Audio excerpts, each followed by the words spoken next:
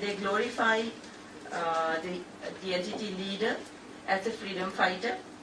He is responsible for so many killings of innocent civilians and a lot of political leaders, including the former Prime Minister of India, Rajiv Gandhi. But the vernacular Tamil media always have taken a stand to support the LTT's cause. Even in the southern unrest, media was just reactionary without creating a wider discourse on root causes and related issues. So what is the role of civil society and media in such a situation? I think the role of the civil society and media is to highlight the socio-economic deprivations that lie at the heart of radicalization and militancy, concentration of economic and political power that breed and sustain poverty and deprivation of the vast majority of the population must be resisted, and an agenda of broad-based reforms that include comprehensive land reforms must be advocated and its long-term significance highlighted. Second, the civil society and media must advocate for human development, particularly for an equitable access to opportunities to the entire population, irrespective of their economic and social standing.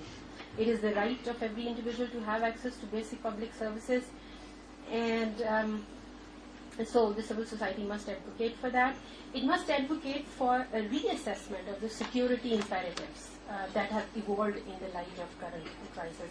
Is it the external aggression that is posing a serious threat to the Pakistani state, or is it the internal conflict being fueled by social, political, and economic injustices that is the major security threat? These questions must be debated and a national consensus evolved. And so there's a need to advocate for a broader concept of human security that includes territorial security as well as security of income, employment, food, health, and education. Third, civil society and advocate must and media must advocate for inclusive economic growth, the process of economic growth that enriches a few groups and regions while depriving others is bound to fuel conflict and radicalization in the society.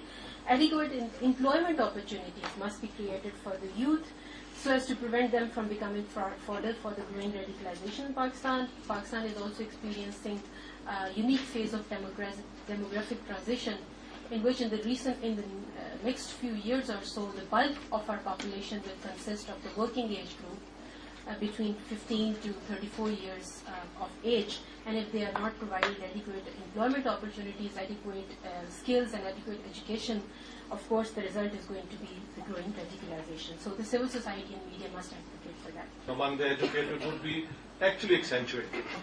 So education can then serve as a propelling factor to go out and challenge it. Yes.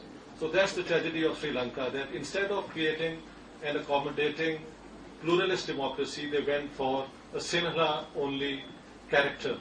So it became a majoritarian tyranny in one sense. So I think that's where the problem is, that democracy is not only a game of numbers, it is also of minority rights. In terms of the economic profile, many are experiencing high degrees of deprivation and disadvantage. Certainly in parts of London where we see some of the most affluent Muslim communities in West London.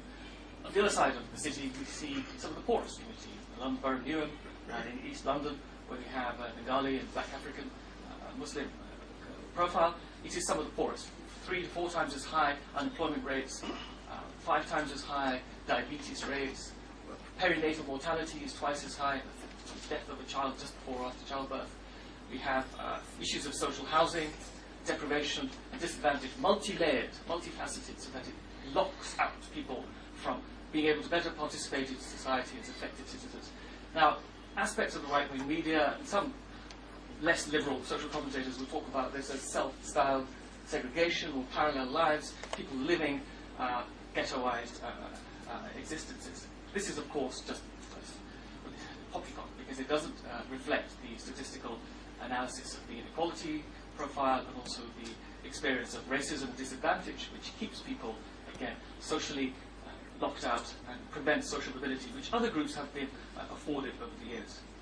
Now, this socio-economic context, as talked about in this previous presentation earlier, is a fundamental factor in the dislocation, alienation, isolation, disenfranchisement of Muslim and other communities. Now, when I say the other communities, there has been a shift towards far-right activities. an increasing political profile of BNP, British National Party, which is the modern face of acceptable fascism, and also UKIP, which wants Britain to leave Europe.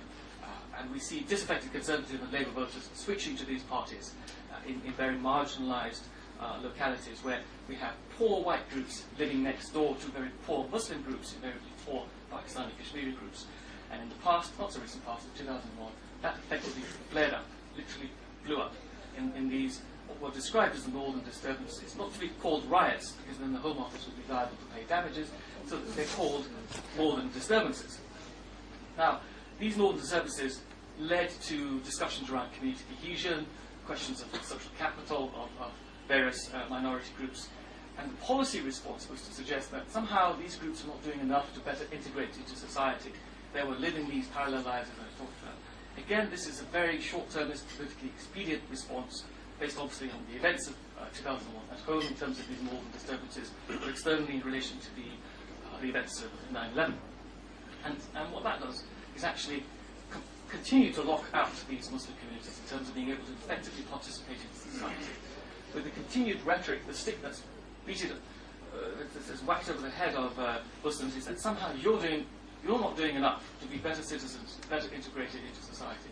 So the problems are transferred onto the other. This reflects a kind of decentralization of the state, this movement towards the third way of political rhetoric, where you take a little bit of the left and the right and mix it up and say, you do it, we will deregulate and decentralize. Finally, I just want to make a couple quick points about the three different types of terror cells that we're seeing, or at least generalized to three broad categories in Western Europe. The first are chain of command cells, and by chain of command, I mean essentially that there's a chain between them and between these sort of hardcore groups that you find, mainly here in the tribal areas, in NWFP, but also elsewhere. These cells are vertically hierarchical. There's a chain of command within the cell. They generally recruit in a top-down way. And some, if not all of their members, will probably have been abroad for training. Second, you have cells that are guided or associated with the hardcore. They may seek approval for their actions, but they're not necessarily going to do so, whereas the chain of command cells will generally act only on direct orders from the more hardcore elements. Now, through personal connections, they may have made contact, as I said, and some may have gotten training, but they're not going to have the same level of training and resources that hardcore cells have. And finally, you have self-starters. These are the people who are purely bottom-up in terms of recruitment. They're inspired